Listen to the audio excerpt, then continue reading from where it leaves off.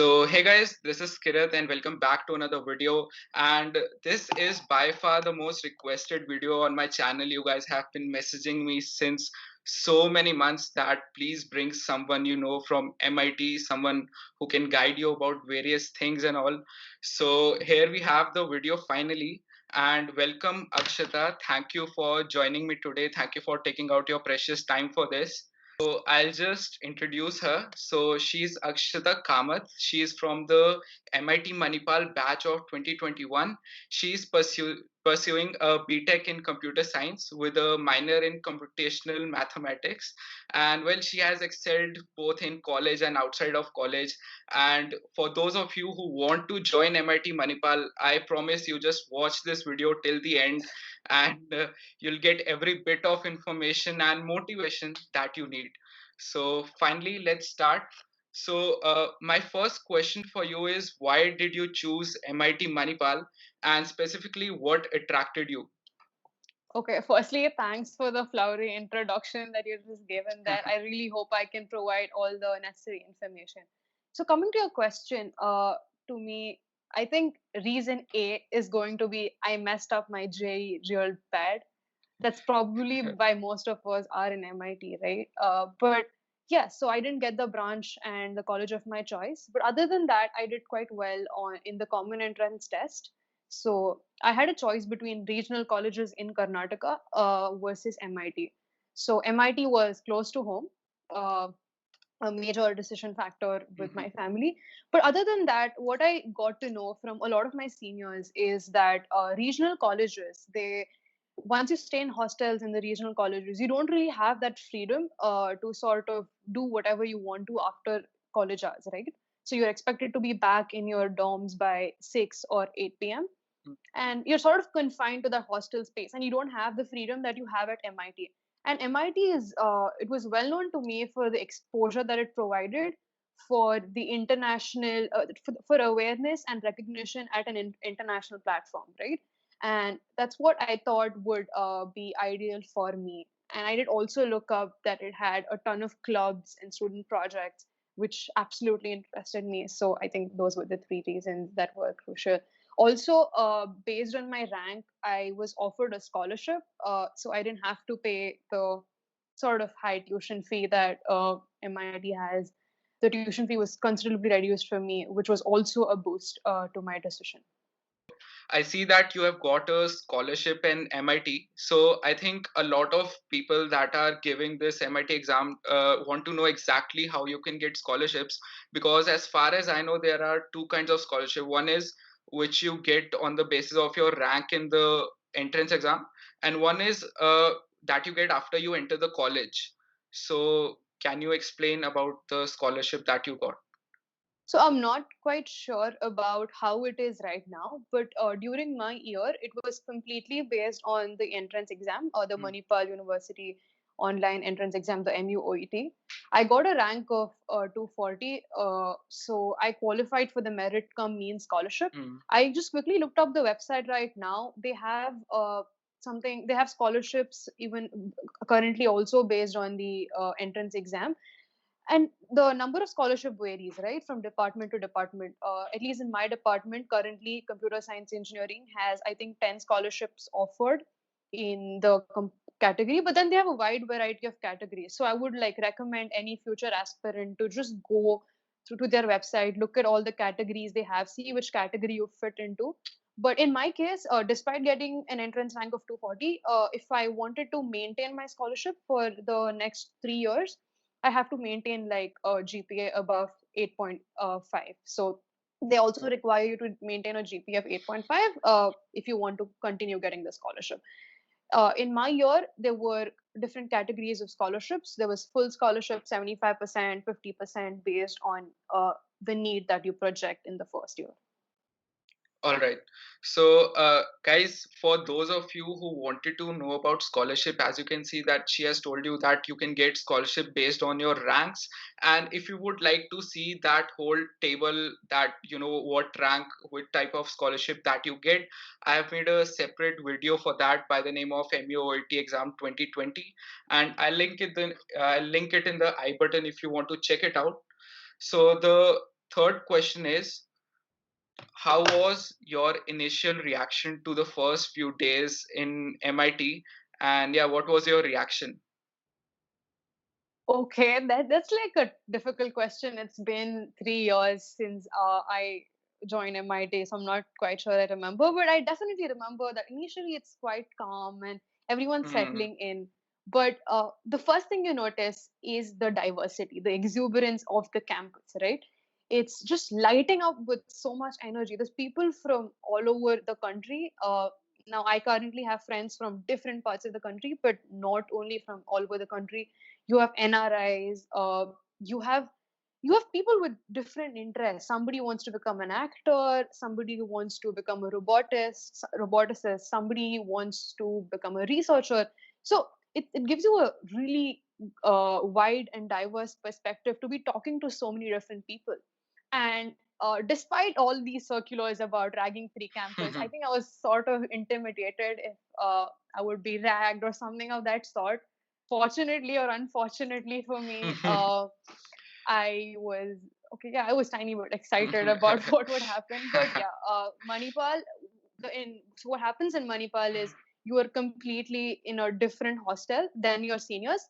So, and in the first 2 months, you have absolutely no interaction in terms of clubs or student projects or any events of that sort. They're actually promoting you to settle in and sort of get used to the campus and not be vulnerable to ragging. So yeah, it was absolutely ragging free. Manipals ensured that we were in a different hostel, as I just said. Yeah, I think that's pretty much it. And obviously, there's the freedom that comes in with Manipal. I think most people who want to join Manipal, I mean MIT, are definitely considering the freedom that it offers as a key factor. We had perm time. We were allowed to enter hostels by I think 10 back then, which is I think it's 10:30 right now. So the perm time is 10. So I got a few messages asking if the rules are strict for girls and lenient for boys and all. So can you comment on that? Okay. In terms of hostels, both of us have the same permission time. So Hmm. unlike, as I said, these regional colleges where girls are expected to enter by 6 and guys are expected to come Hmm. in by 8, at least when you're seniors, it's 11 for everyone. As juniors, I think the first year it's 10:30 or 10. I'm not quite sure. It's Hmm. 10:30 for everyone. So the Yeah. permission does not change, but definitely your wardens are going to be quite strict Oh. for girls. Rumors that, even if you're applying for a leave permission or Hmm. you want to go back home, the Hmm. procedure is much more strict for Oh. girls than it is for guys. But Okay. other than that, it's pretty much the same. It's hard to sneak out or whatever. So yeah, Well, I've that is never tried to something. sneak out. So I mean, I'm not like a right person to answer this question. Yeah. So this topic is something that you guys can explore yourself after you join the college, not for us to comment. And so so we just talked about this, but how are the hostel and mess facilities at MIT? Okay, interesting question. So I traveled to a couple of colleges and IITs for competitions and Hmm. events. I even traveled to NITK and other colleges. So I have seen, from what I've seen, MIT has really good hostel facilities. Our hostels are one of the best I've seen in India. That's undoubtable. It's very clean, and mm, we have cleaners coming in every week or alternate week or whenever you want them to come. That's it's really good, and we have all pretty much all facilities. There's a gym inside campus. There's a football court. There's a volleyball court. There's a running ground. So there's all the facilities that you can expect of all the stores on campus, supermarket, fruit shops, whatever you would need to mess. A lot of students complain about the food court, but I absolutely love all the messes in campus. So, if for the people who don't know, right, we have I think 18 to 20 messes. I'm not quite sure, but Hmm. there's a ton of messes. There's Rajasthani mess, there's Sindhi Hmm. mess, there's the food courts, there's Annapurna. So almost there's a wide range of messes that you can choose from. But again, I think MIT has made it compulsory for the first years to to be, Yeah. to the ones living in hostels to have to choose a mess. But in my year, we had the freedom of not choosing the mess. So we could freely eat outside, or we could freelance at these messes when we want to. But yeah, so as a senior, I don't stick to a mess. I freelance and eat where I want to, which is a good freedom to have when you want to eat outside or stuff like that. All right. Also, yeah, Hmm. we have, as part of MIT. I mean, MIT is part of Mahe, Hmm. which was called, I think, earlier called Manipal University. Yeah. So Mahe has marina, which has swimming pool, tennis Hmm. courts, squash court, Hmm. basketball courts, all kind of fancy things you Hmm. can expect that we can use as well, which is obviously charged, but Hmm. it's beautiful. So I Yeah. don't use it, but it's beautiful nonetheless. Okay, so I live in the international hostel because I'm in ICAS Manipal. So we're treated as sort of international students. And when I make videos in my room, so people just assume that only the international hostel in Manipal is good, and the other hostels might not be as good. But the reality is, even keeping aside the international hostels, all the other hostels like the 16th block, 22nd block, 20th block, everything is, I think, very well maintained. So the misconception that MIT hostels are not as great as some of the other hostels is not correct. So yeah, I think that clears that question. Adding to it, there are a wide range of hostels again you can choose from. There's non-AC, there's triple Hmm. sharing with Yeah. common bathroom. You have the option of single rooms, double rooms, Yeah. and everything's quite transparent. You can visit the hostel before you choose it. So I'd actually encourage people to go visit hostels, see which one they like Hmm. best, and to choose the hostel of their choice. Okay, so MIT is famous for its clubs and all, also that clubs, student projects. Uh, Usually, freshers see Robo Manipal and there's Aero MIT and a whole lot of different range of clubs. So, did you join any clubs in the first year? Would you recommend freshers doing the same? Okay, firstly correcting, Robo Manipal, Aero MIT are not clubs. So we Oh, I'm sorry. it's a student project, and Okay, I mean, okay. yeah. So to the viewers out there, we are actually quite nitpicky about that term. But yeah, coming back to the question, so student projects, like you said, MIT, Robo Manipal, Project Manas, Formula Manipal. So these projects, we focus on participating in a competition, or there's one project that is key to the team, right? Like let's say an autonomous self-driving car, or let's say the Formula race car that Hmm. everyone works on throughout the year. Okay. Yes, I did join a student project. I joined Robo Manipal. We work on different competitions every year. We build autonomous robots for Robocon, ABU Robocon, which is one of the biggest robotic competitions in India. We also participated in the advanced category of World Robotics Olympiad. So, coming Oh, to these student projects, the recruitment process is like any other yeah. corporate company. Yeah, Yeah. we have written tests, and then we have technical interviews, and then we have a task phase, which can last anywhere from a week to months long. uh, and you're made to grind through the task phase. Like they will make sure it's like they have an internal motive. As a senior, I know you sort of want people to automatically quit, so you don't have to choose from a Oh. lot of people. But yeah, stick through the task phase and things will probably get easier for you. Yeah, so then we have, after the task phase, we have an HR interview, and then you're finally into the team. So as you can see, the recruitment process Yeah. itself teaches you a lot of things. It teaches you rigor and dedication, which is absolutely beautiful. It's a memory that is worth adding to your college life. If not student projects, for those of you who are not very technically inclined, we also have clubs. So we also have technical clubs. This is a demarcation that you'll actually figure out once you come to college. Yeah. So then there are technical clubs like IECSE, IEMAC. These are student chapters of the student chapters of ACM, ACMW. We have GDG, WTM. Then we also have drama clubs like AINA, ADA. Then Hmm. there's photography clubs. Then there's a ton of clubs, so you can just Hmm. the list goes on and on and on. with new clubs adding to the list every year. But again, so these clubs are just radiating so much energy during the recruitment process. I think the campus is radiating more energy even than during the college fest or something. There's so many people with posters trying to lure you into joining their clubs and student projects. It's an absolutely beautiful experience. So initially during college, you'll have a familiarizing session where a person from every club's going to come to you, pitch their club, what they do, what they've done in the past. Same thing applies student project, where stall the setup, we display what we've worked on, what we plan to work on for the next year. So you can actually make a well thought through choice about what club or what student project you want to join. Other than Robo Manipal, which has been quite instrumental in almost everything in my robotics career so far.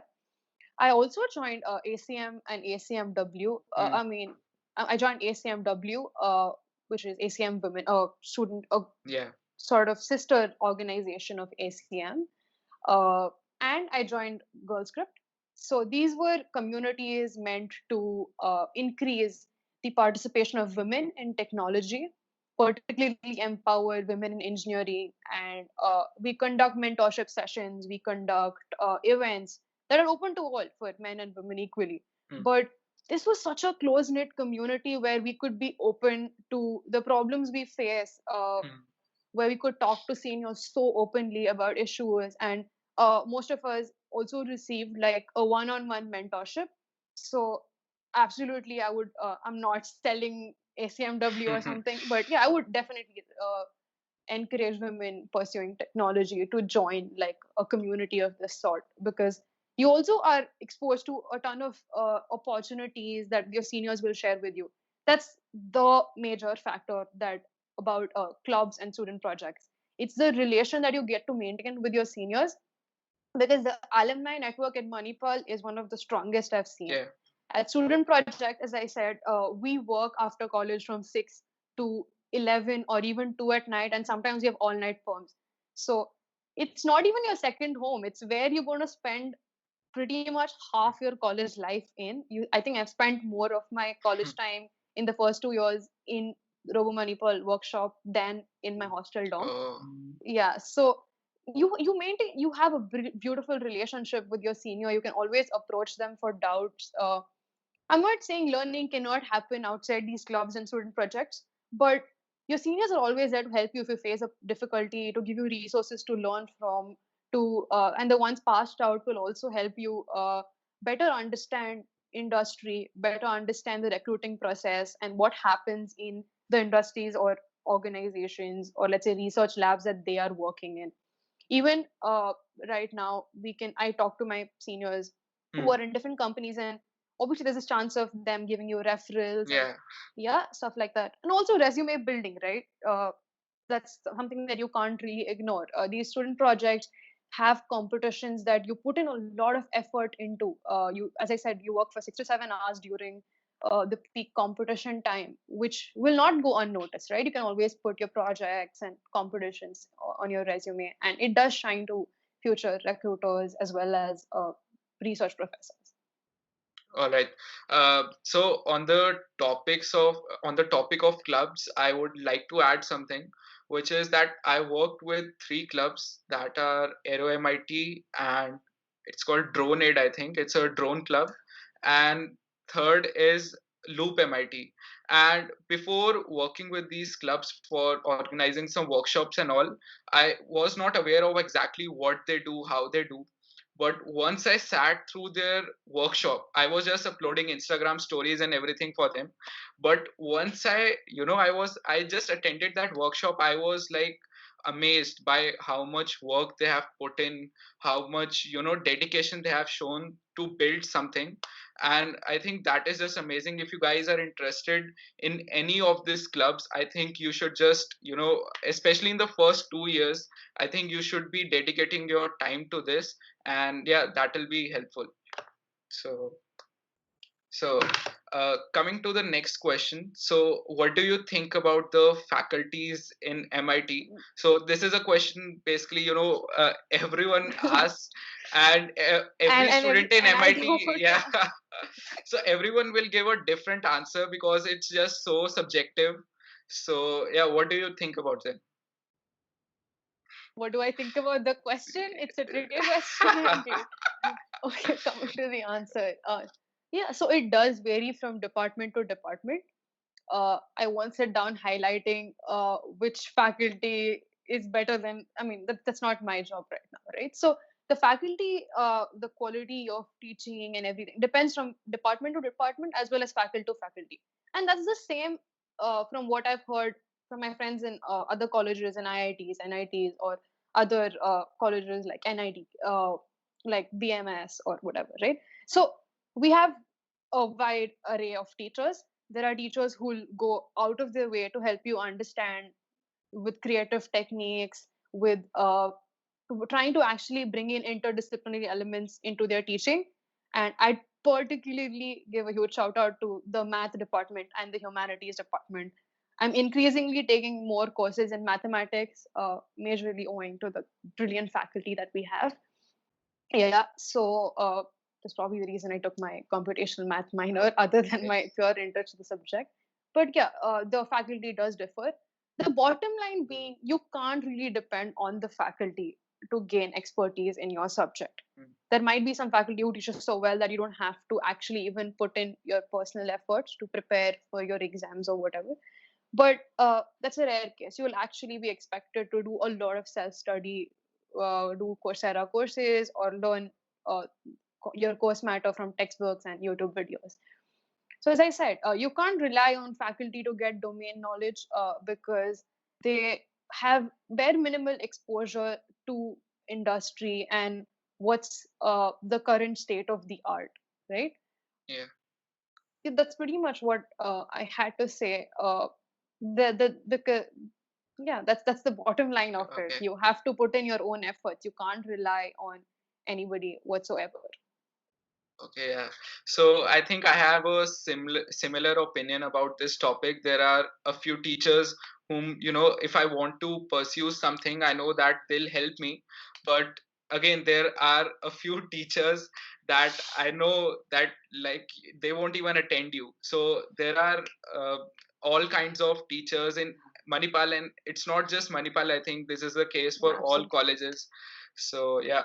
Then So there are some who are actually trying to put in effort, right? You can see that they're trying to put in effort, but they're failing to deliver and trying to make you understand. So then there's that the gray in between the black and white. So all right. So the next question, it's also again related to the previous question.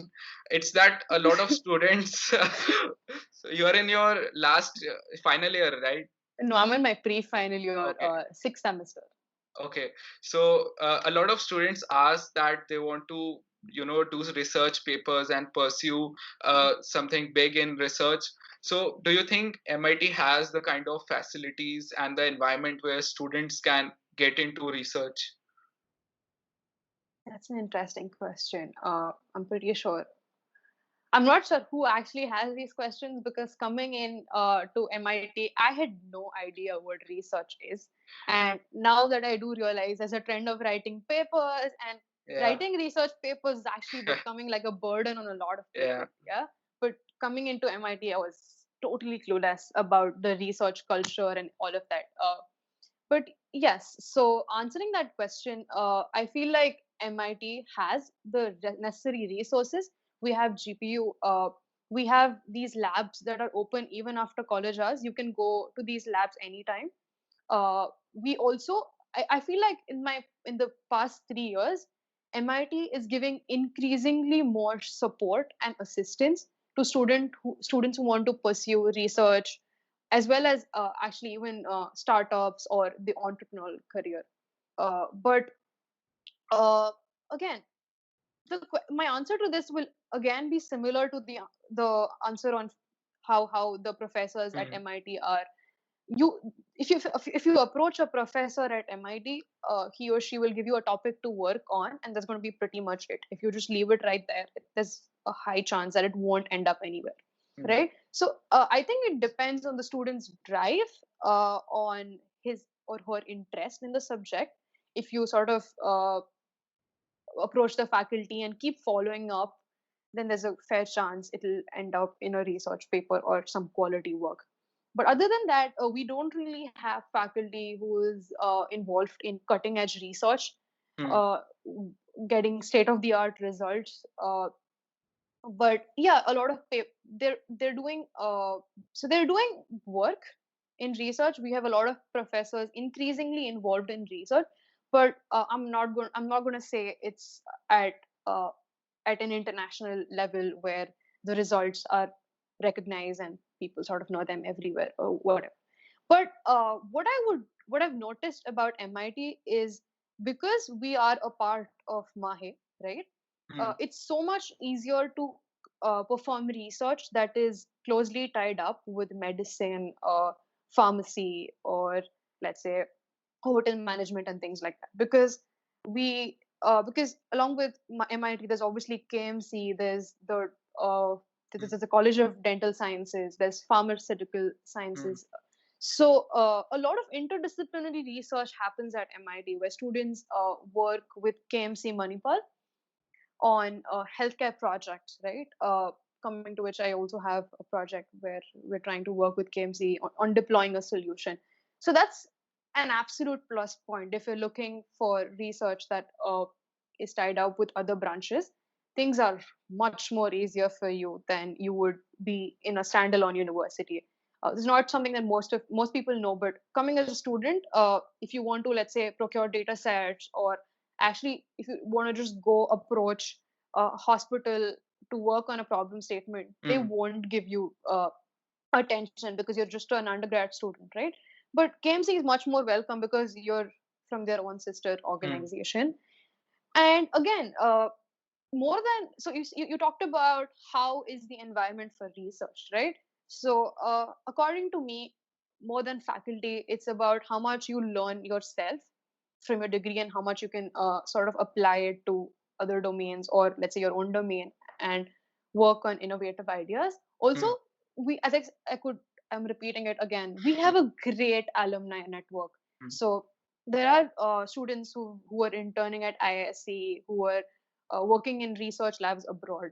So be it on LinkedIn or even through your personal connections, if you approach them, they're almost never going to say no to you. They'll talk to you. You can have endless discussions about ideas that you want to pursue, about research topics, and they're very willingly going to actually help you out, help you find shortcomings of your idea, or to give you the direction that you need to pursue that idea, right? And sometimes they even want to work with you on that same idea. So I feel like the alumni network at MIT is absolutely brilliant. I don't mean Satya Nadella here. I mean the intermediaries. Yeah. Okay, so even I did not think when I was entering Manipal or entering college that I will pursue research papers and all. But from the past few months, I've been getting DMs from students like, "Bhaiya, do you know how are the research opportunities at Manipal?" And I'm just like, what can I tell you? I mean, I think this is a good culture actually, that students are focused on doing research and all, because I had no idea about any of this. So thank you for answering this, and I think a lot of people will be satisfied, those research paper students. I'm So absolutely glad that people are actually, more aware about the research culture, because I had no clue about it, as I said. And I'm not really sure if it's a good culture. I would rather spend my first year just exploring different topics than, breaking my head over a research paper, because it's always the time, the first, second year is the time you want to build on your fundamentals, explore different things.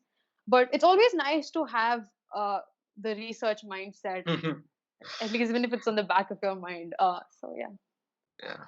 So moving to the next question, which again is a standard question that everyone is asking: which companies come for placements in MIT? Okay. Hmm. I'm not really the right uh, person to answer this question because I have not sat for placements. But I of course know what companies come in for placements. Yeah. You might want to look up some blogs about the recruitment process and internships or whatever in detail. But giving a gist of the process, we had so I'm a six semester student. In the last semester and this semester, we had Microsoft, Goldman Sachs, Amazon, SAP. I think even McKinsey had recruitment for women. So yeah, we had these big companies come in. So just This a for second, recruiting. Yeah, McKinsey for women. I'm hearing that for the first time. I mean, I are think they I'm not special? quite sure if it was an on-campus recruitment or if it was just Okay, a links like okay, circulated across the group. But there was an opportunity okay. with McKinsey. And Microsoft comes also for two roles: the software development role as well as GSMO, which is I think a more management-based role. So these are the big companies that come in for computer science. I'm not aware about the other branches and how recruitments work for those branches. So you might want to actually check. People might want to check out blogs, and Hmm. if there's questions on Quora whatsoever on this topic. So, like, what's your plan regarding the placements? Do you have any plans in mind? Oh, I don't plan to sit for placements. I want to Oh, pursue higher okay. studies and work as so. Even I didn't sit for the internship placements. I mean the internship after third year, right? So Yeah. this is the internship of third year. I didn't sit for the placements because I was applying for research internship roles. I was applying, emailing professors. I was applying to these standard research internship programs. I didn't want to apply for a software development role. So yeah, that's my Oh, story. okay. Nice. Okay. So now coming to the next question, and this is something which actually deserves an entire video of its own. I'm not doing justice by asking you to explain this in this short video itself. But now coming to your extraordinary achievement. So guys, she has won the Stanford and MIT hackathon, MIT COVID-19 hackathon, and that MIT is not the MIT that you guys want to take admission in right now. That's Massachusetts Institute of Technology, the place where engineers across the world look up to, and she has made the entire Manipal Mahe community proud. So, can you please share your experience about those ventures? Okay. Thank you. Uh, for like again the extremely flowery display right there. But yeah, coming to the hackathons. The Stanford hackathon was sponsored by Mahe. I was sponsored for the flight tickets, accommodation, as well as everything related to the competition.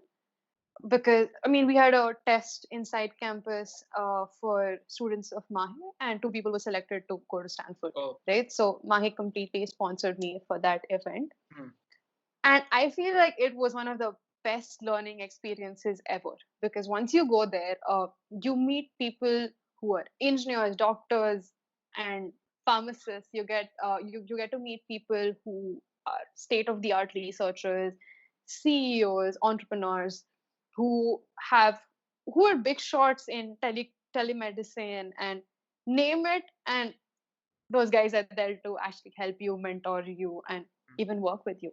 Yeah, so I think that was the most interdisciplinary competition that I've ever been to. My teammates were from Brazil, Vietnam, US, Indians.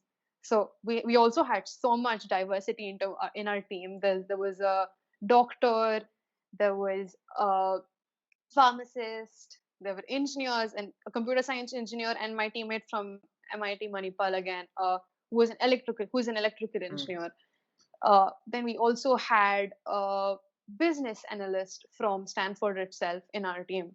So as you can see, it was an opportunity to work on a project which is no less than something uh, like starting a company of your own, right? You have people in business, you have people actually working on the technical aspect of it, you have field specialists, And that just was eye-opening about what you're supposed to do, what you're not supposed to do, what works, what doesn't work, right?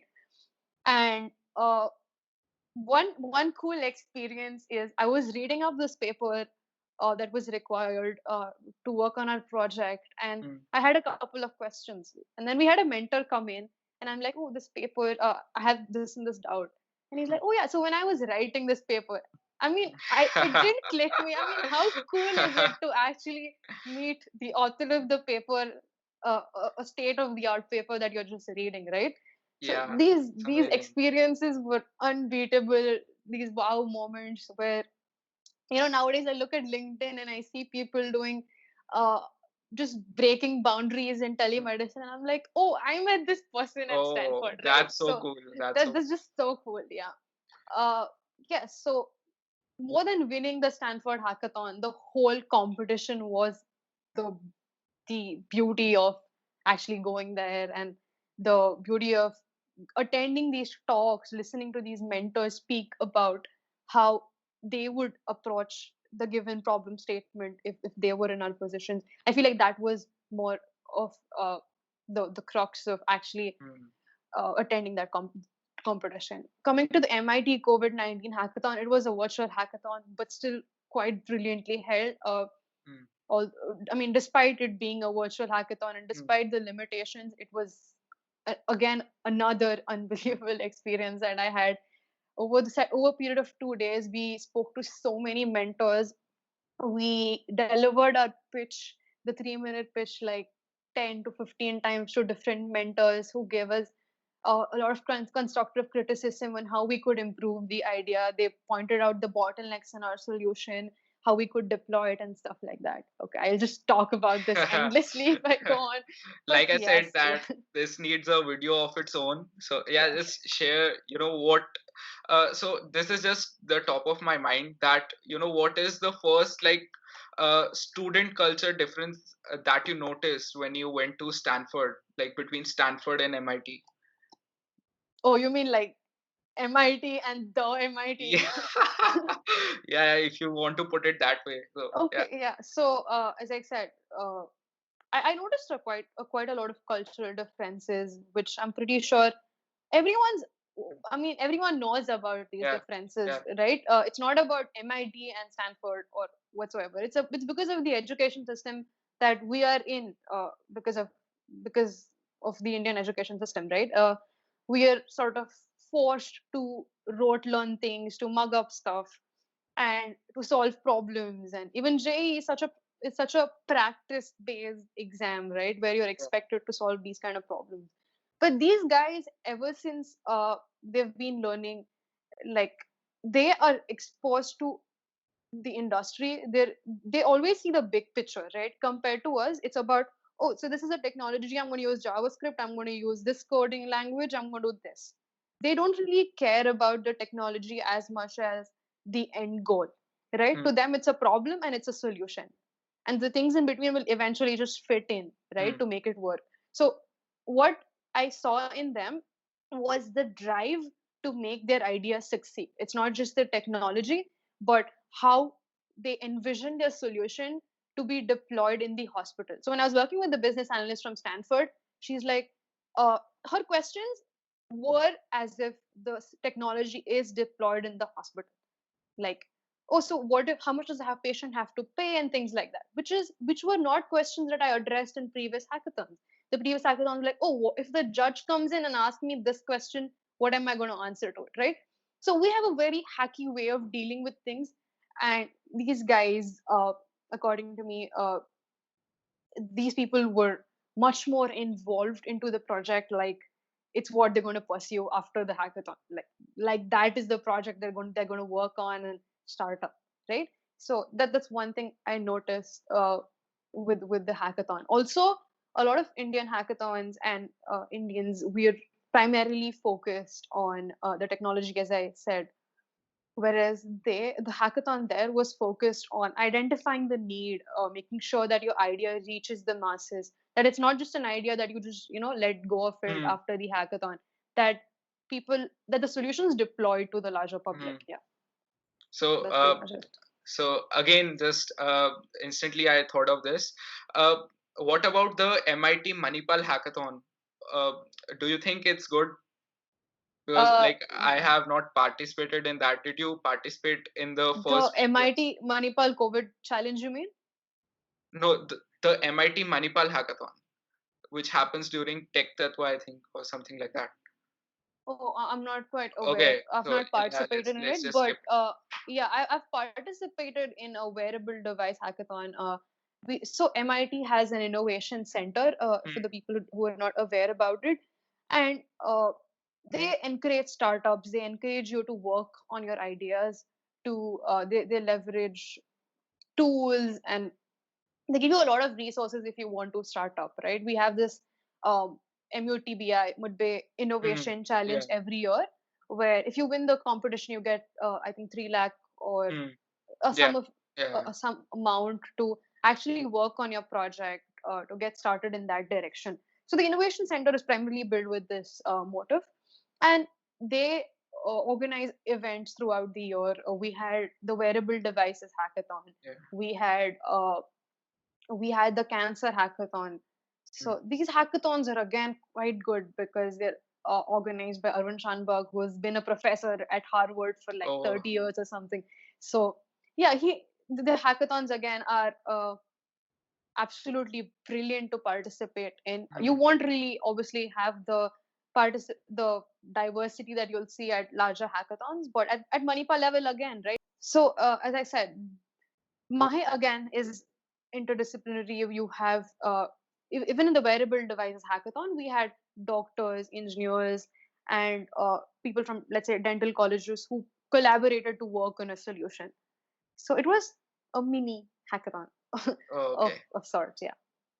Okay, so guys, if you want to explore the innovation center that she's talking about, I've already made a vlog where I took you to the innovation center and showed you sort of a VR gaming demo that was going on. I think that's a cool thing that you would want to see. I'll link it on the I button. And moving to our last question. So we have talked for about 45 minutes now, and you have given us a lot of great information. You have shared some amazing experience with your hackathons and everything. So, how would you sum up your entire journey at MIT Manipal from the beginning to where are you now? So, how has it been? Okay. That just made me realize the gravity of the situation about how I'm going to be leaving MIT really soon, and that makes me sad. Which answers your question, right, in a way, because MIT has been beautiful. To initially, it's you don't really realize the gravity of the situation about the college, the opportunities, the exposure that you get unless you're in the third or fourth year and then you look back at it, right? So to start off with, I had no clue whatsoever about what I wanted to become, what I wanted to do after computer science. After my computer science engineering degree, what field I wanted to pursue, whether I wanted to sit for placements, whether I wanted to pursue research. Nothing, no clue of any sort. I was just a blank slate. But coming to Manipal, working in Robo Manipal, talking to seniors, uh, I've turned from a clueless person to a person with some clue of what to do in future, right? So the learning curve has been exponential, undoubtedly. Every year I look back and I regret and I wish I could have done all of this last year, which means that I've done. The learning has been quite significant, and I'm extremely grateful to my seniors at MIT Manipal for that. As I said, because the college, because it's housed in such a interdisciplinary town, with, I think, one time I heard some administrative person talk boast about how MIT houses every single discipline other than veterinary and agricultural sciences, because they are primarily something that the government Hmm. teaches, right? So Yeah, how cool is it to actually be in a yeah. campus, to be in a city with every possible discipline that you could think of. So I did join. I exploited this as much as I could, as much as I was aware of.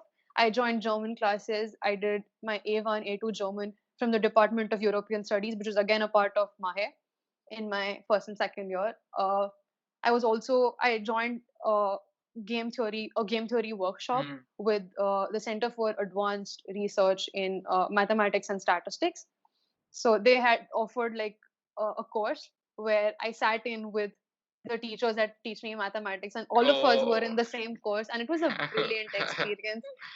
We had people from all over India actually sit in for the course. The best professors in the field, T.S. Raghavan. So he taught us the course, right? So these opportunities keep coming and going, where you have brilliant workshops being conducted, great people coming in to speak. So yeah, I was pretty fortunate to attend these kind of workshops. Then I don't know, there's just so much to talk about right now. But one major problem that I faced was that MIT just burdens you with a lot of assignments, a lot of tests, a lot of sessionals, exams. I just did a quick calculation before the interview because I was actually whining about it with my Mm. family. And we have to give anywhere about 43 to 50 exams in a semester of 4 months, Mm. right? So then there are all these research projects that you can pursue, all the work at your student project in the workshop that can happen, all these courses that you can do. So Manipal gives you the free access to Coursera and a lot of these platforms. There's all these things and you can do, and then you have these 50 tests that you have to give. For every subject, we have 4 tests that they call assignments, 4 surprise tests that they call assignments. We have sessionals, which are shorter exams. We have end semester exams, and it's not going to be a breeze. It's not going to be a walk into the park like I thought it was going to be, because I saw my other friends from engineering colleges, like regional engineering colleges, who were just chilling all the time. They would just carry one book to class, and I thought that's what my engineering life is going to be, which it's not. uh, it's quite unfortunate that we have to write so many exams, and it's the college is also not lenient when it comes to attendance, when it comes to these exams. No matter what you're doing, you go to Stanford, you attend these Mm. competitions, you're expected to give these exams at a later date, right? Mm. But yeah, you can't really miss these exams. Again, coming to labs, I can speak of the CSE department. I'm not really sure about the other Mm. departments, but in the CSE departments, we are expected to attend almost every single lab because the evaluation Mm. depends on every lab. It's not easy to bunk your labs. We have lab exams, short lab tests that are conducted every 3 labs and stuff like that. So it does get really hectic, especially if you're someone who is pursuing research, who is pursuing, let's say, extracurricular activities like dramatics, photography, who wants to write or stuff like that.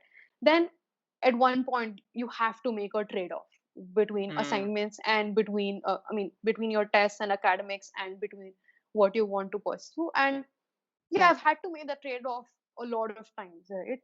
But I think it's the same with every college, just that MIT has a lot more exams compared to Mm.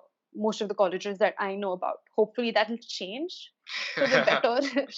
Let's see how that goes. Yeah, but as I said, it becomes it's quite competitive, unlike what I thought, which I'd actually like to clear this misconception that actually people have about MIT, about how it's actually very chill and things Mm. are just gonna work out eventually.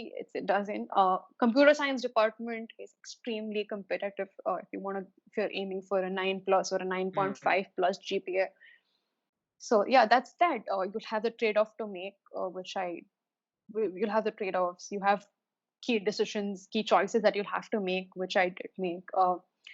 Yeah. So other than this, it's just been beautiful with all. We have holy celebrations, Mm. Diwali celebrations, college fests. Uh, and as I said, right, after like a month or two of college, you see Formula race cars being tested. You Yeah. see autonomous cars being tested. Yeah. Yeah, you see robots running around, people testing all kinds of things. You have flash mobs, you have people Mm. playing the guitar at something called the Student Plaza, which is a very Yeah. fancy building in MIT, right? So all of this just makes the campus so much more livelier than, than a lot of other not Mm. so Yeah. lively campuses, right? Uh, yeah, you have people coming in with posters and stuff like that, and my journey at MIT with all of this was much more than I thought would be that I thought my engineering life would be. It was much more than Mhm. what I could ask for. And again, I would emphasize on how much beauty the diversity has added to it, right? About how people would so enthusiastically work day and night in their drama clubs, in student projects, and that gives you that push that you need when you're, Mhm. let's say, feeling low or whatever. It's given me that push to not give up and actually work on these projects, as I said, because everyone's going through the same academics where you have 50 tests to give in a semester, but then they're still pursuing their goal. So it's a very beautiful and a learning experience that I've got at MIT. Yeah, I don't know. This is So pretty much what I had to say. thank you for the amazing answer yet again. And for everyone watching, my Manipal journey is already over. So I just have to go back and pick up my stuff because I was here for 2 years only. So yeah, your answer made me very nostalgic, and I just revisited all the beautiful memories I have of Manipal. And yeah, that concludes our interview. Thank you so much again for this amazing interview. And we have talked for around 54 minutes, and I do not feel that we have spent 1 hour Oh, I'm talking. so So glad. that was so fun. Thank you for watching. And Thanks so much for having me, for having interviewed me. yeah. It's been beautiful talking about it. I've thought about a lot of questions that I've not really thought about before. But actually, 54 minutes of a replay into Yeah. the 3 years of my Manipal journey. It's been absolutely beautiful. Thank you, Kirat.